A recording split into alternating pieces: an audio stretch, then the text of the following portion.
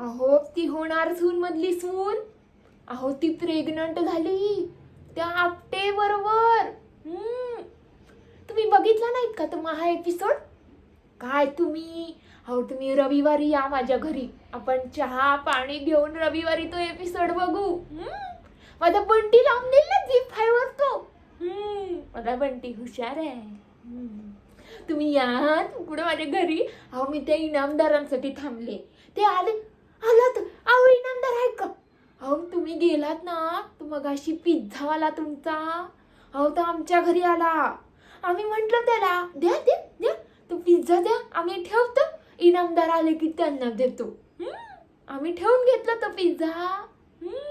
आणि माझा पोरगा बंटी, तुम्हाला माहितीये ना तो कसा आहे ते. अहो त्याने अख्खा पिझ्झा चाटून पुसून फस्त करून टाकला. आता सांगा काय बोलू मी त्याला. मी त्याला खूप मारला पण तो मला म्हणाला, अगं आई पिझ्झा खूपच मस्त आहे ग. मग मी पण खाल्ला ना एक त्यातला. अहो खूप सुंदर होता पिझ्झा. कुठला होता हो सांगा ना जरा.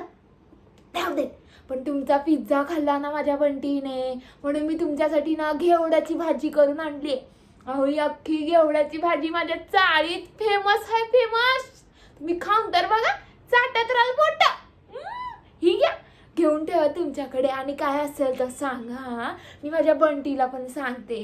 तुम्हाला माफ करा त्या बंटीला, माझ्या त्या पोराने ना चुकीचाच केला ना, पण पिझ्झा चांगला होता इनामदार, पिझ्झा चांगला होता.